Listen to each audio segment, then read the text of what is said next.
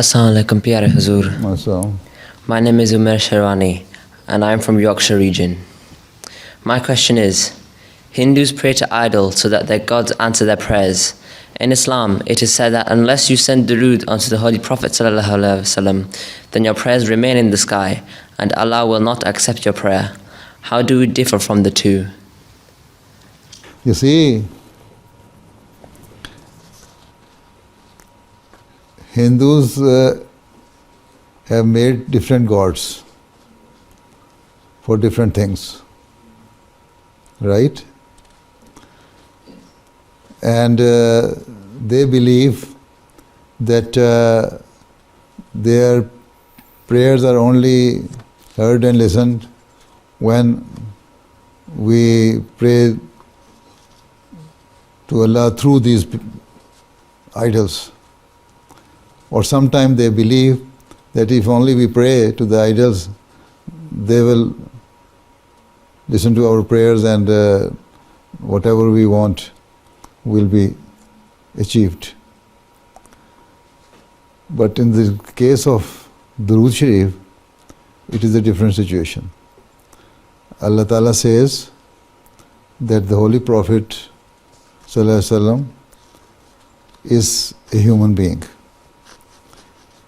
And he is the person whom I love more than anything, any person in the world, right? And he has brought you the final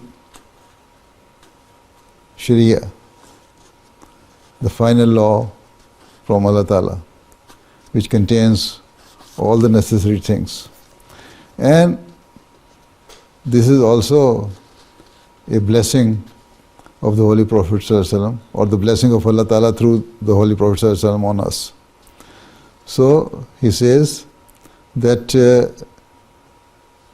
you have to be, if you want to be, a person should be grateful to the person who has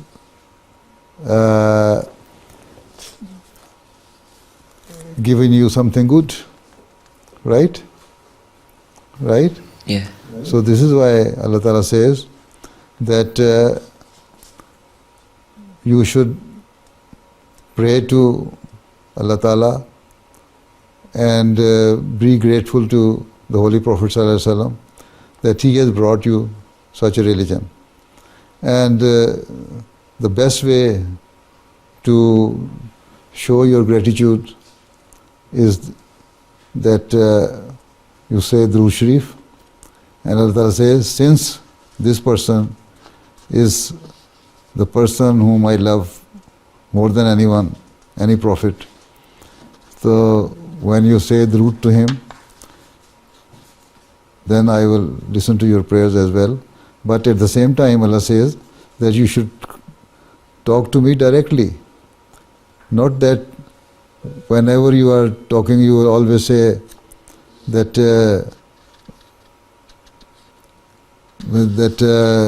Allah, you don't think that Allah Ta'ala is not listening you. You can directly talk to him, but at the same time say durood to him, just to show your love and show the gratitude. I mean, you have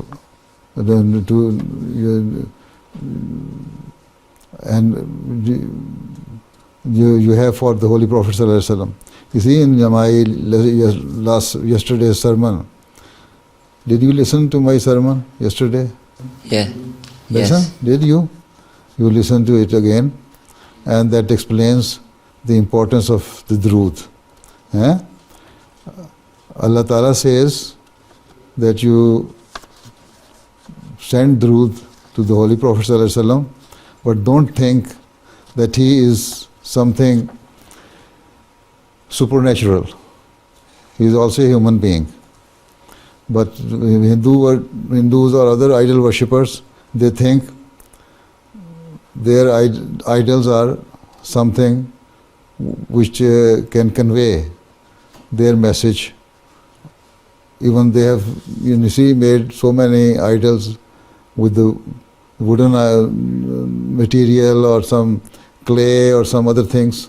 So how can a thing which you yourself have made be the messenger or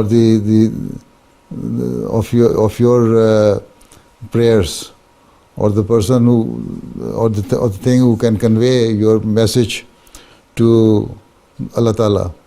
Here, Allah Ta'ala did not say that when you are saying durood, the Holy Prophet ﷺ will convey your message.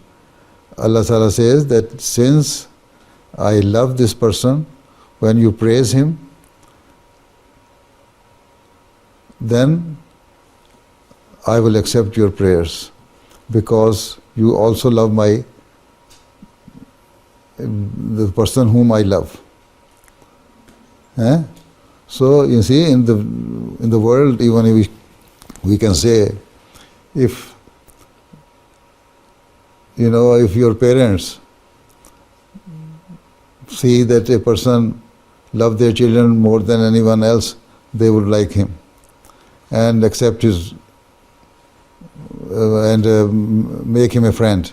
So in the same way, Allah Ta'ala says that I will listen to you directly, whatever you are saying, but if you love my Prophet, whom I love more than anyone else, then I will listen to your prayers more than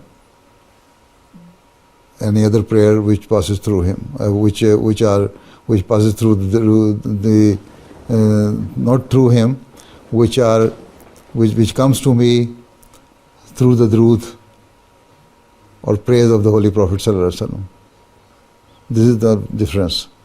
We do not say that these are the idols or the Holy Prophet sallallahu alaihi wasallam conveys our message. We say Allah Ta'ala is listening us directly, but at the same time He asks us to praise the Holy Prophet sallallahu alaihi wasallam because I love him. Right?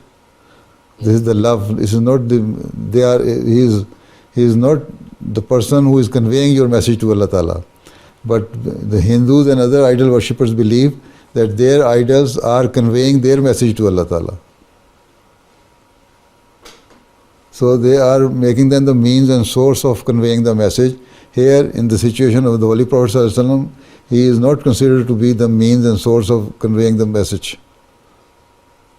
Right? Yeah. Okay.